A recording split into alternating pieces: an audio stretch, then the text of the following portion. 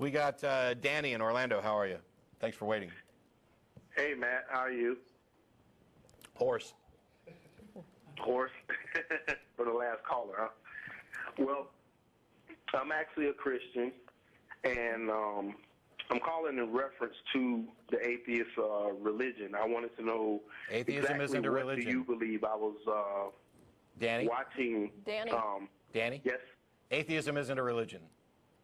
Well, what do you believe as an atheist society? About what? Well, first of all, atheism is just the rejection of theistic claims. It's a position on a single issue, whether or not a God exists. Everything else is something else. So atheism has no tenets, no dogma, no traditions, no governing bodies. There's nothing about it that you could identify as religious. And atheists, the only way you could be a bad atheist is to believe in God. If you believe in God, you're not really an atheist. Yeah, you're doing it wrong. Other than that, anything else, any other position is entirely open.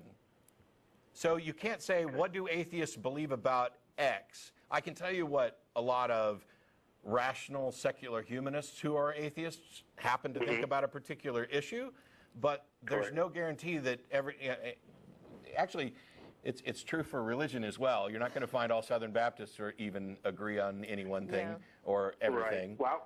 Well, I was listening to you earlier, and you were saying, I think, to another caller about asking. I think you said he was an atheist for like 15 years, and you were saying, well, when you conversate with a Christian or someone else that is in a certain belief or whatever, you ask them why do they believe what they believe. Well, that's the question that I pose to you. You know, why do you believe that there is no God? There you go again. Atheism is not the belief that there is no God. Atheism, okay, the proposition is some God exists, and if you think that it's true, you're a theist, and if you don't think it's true, you're an atheist. That doesn't necessarily mean that you hold the belief there is no God. The example that I've used before is when juries vote, they vote guilty or not guilty. They don't vote guilty or innocent. So the fact that you voted guilty, not guilty, doesn't necessarily mean that you're convinced that they're innocent. It's just that you remain unconvinced of guilt. Now, there are atheists, and we have a label for it. It's commonly named anti-theism and sometimes hard atheism, that actually do believe that there is no God. Correct. But that's not a requirement of the atheist label. And so the reason that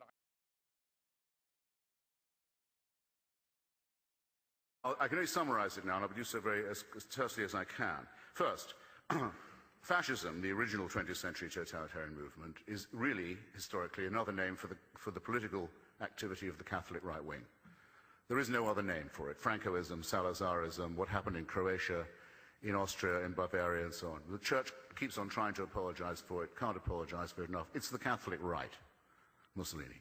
You can't quite say that about Hitler, National Socialism, because that's also based on Nordic and pagan blood myths, leader worship and so on, though Hitler never repudiated his membership of the church.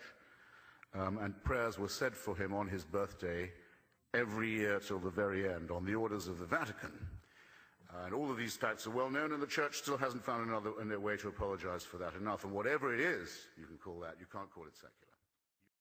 Gets you. Well, now, Stalinism, because I'm not ducking your question. All right. Okay, until 1917.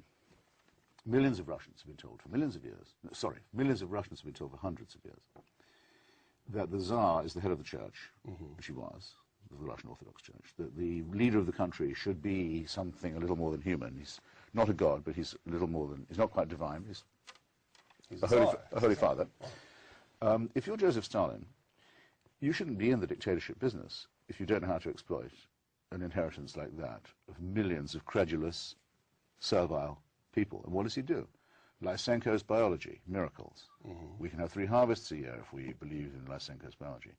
Inquisition, heresy hunt, orthodoxy. Everything comes from the top and must be thanked for and groveled for.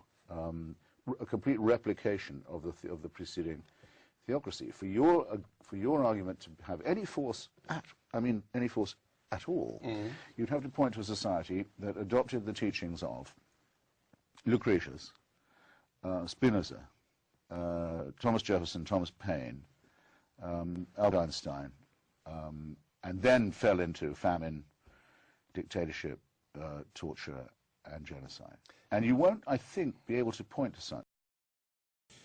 If it's an atheistic regime, then how come that in the first chapter of Mein Kampf, Hitler says he's doing God's work and executing God's will in destroying the Jewish people? How come the Führer oath that every officer of the party and the army had to take, making Hitler into a minor god, begins, I swear in the name of Almighty God, my loyalty to the Führer? How come that on the belt buckle of every Nazi soldier it says Gott mit uns, God on our side? How come that the first treaty made by the National Socialist dictatorship, the very first, is with the Vatican, exchanging political control of Germany for Catholic control of German education? How come that the churches celebrated the birthday of the Führer every day, every year, I mean, on that day, until democracy put an end to this filthy, quasi-religious, superstitious, barbarous, reactionary